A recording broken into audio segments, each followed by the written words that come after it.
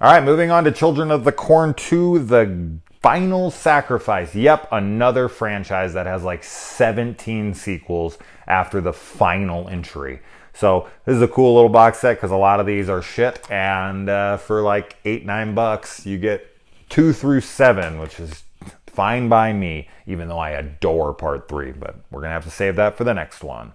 So let's get into this movie. Now, I love that this movie starts with them finding all the bodies. I thought that was a real cool touch. And that the religious radio returns when they're driving down the thing. It just kind of gives a little connectivity to the first film, and it just doesn't completely disregard it like it didn't happen, or be in another town like we're back in Gatlin. It's after the events of the first film. I always like when films stick to some form of continuity.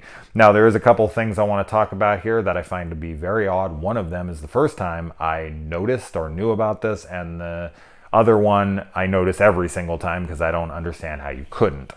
The first thing is that the insanely gorgeous girl in this movie, the blonde who is, having the relationship with the main kid in this, Lacey is the character's name, is actually the little girl, Angela Walsh, from Nightmare on Elm Street to Freddy's Revenge. Yes, Jesse Walsh's little sister in that movie grows up to be this insanely gorgeous girl in Children of the Corn 2. I had no idea. And looking at her in this movie, I was like, oh my God, that is her. Holy shit, I never noticed that.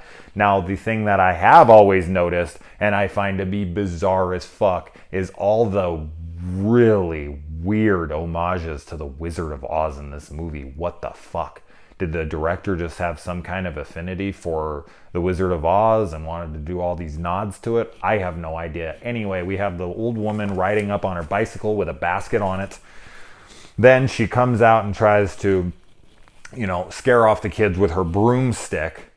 And then they drop a house on her with her feet sticking out the back of it while she yells out, "What a world, what a world." And then her sister comes and is screaming, "Why did you kill my sister?" And her sister's name is Ruby.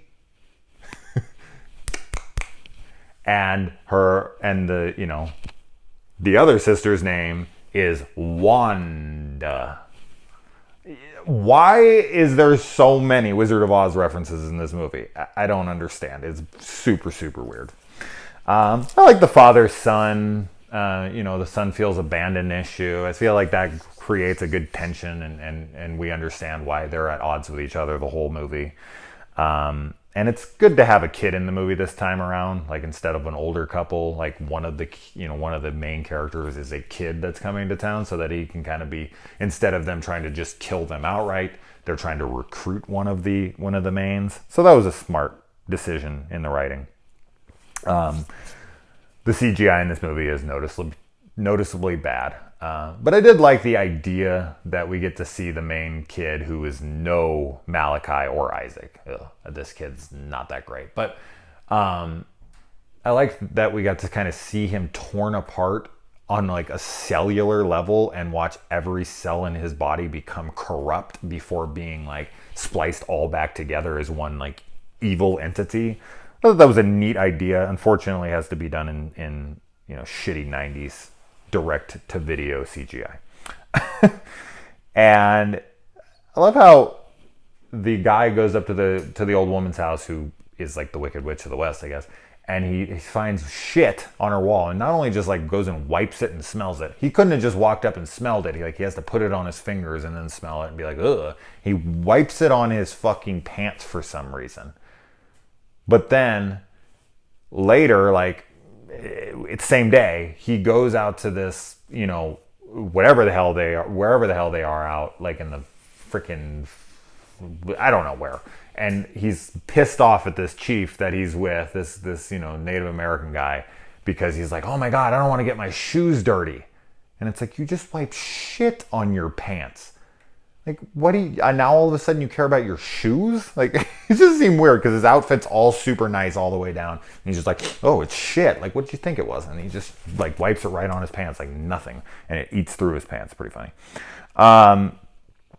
And the dad in this movie is supposed to, like, the guy's like, You're 35 years old. I'm 35 years old. That guy is supposed to be my age. Are you fucking kidding me?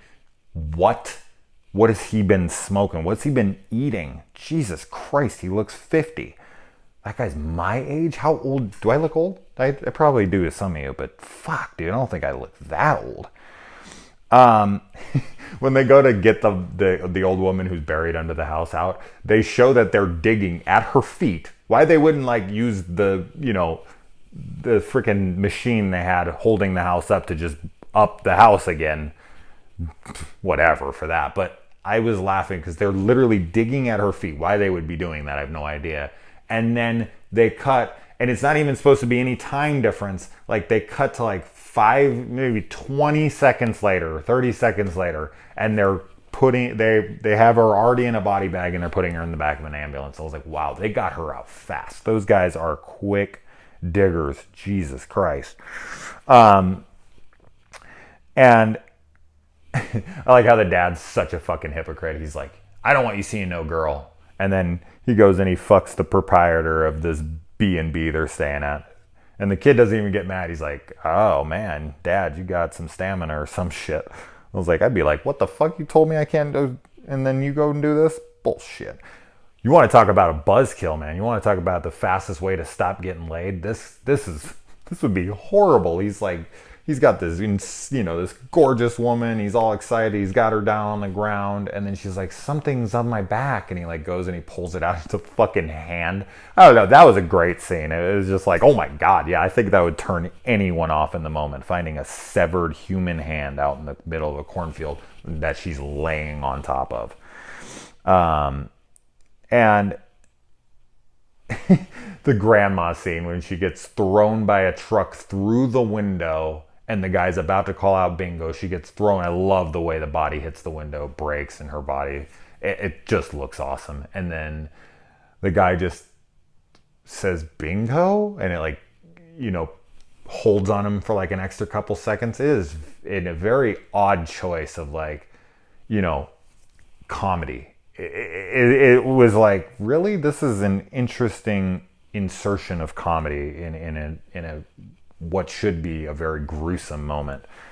And then we have like this whole like James Bond trap where the cop like ties them up and then rigs the fucking, the thing to come down and kill them. And he like puts a cornstalk on there. Instead of watching, he just leaves. And these guys are like trying to get out of the way. And they like Indiana Jones and the Last Crusade, like get off the chair and like run across the thing. I was like, really? Like, you could have just watched, but no, just let him go. Okay, that's fine. And then at the end of the movie, the Native American guy dies, and they go and they just like build him a pyre and burn his body. And it's like, this was a murder victim. Okay, you work for a newspaper, like how the law works, like you're around crime scenes all the time. Yeah.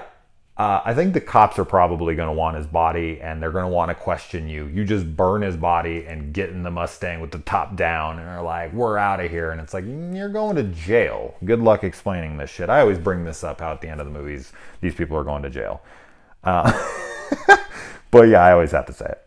And then like the whole Native American ghost thing that they throw in at the end, so weird that they even try like, the corns and has got some kind of like green shit on it. Maybe like they've been watching Troll 2 too much. I have no idea.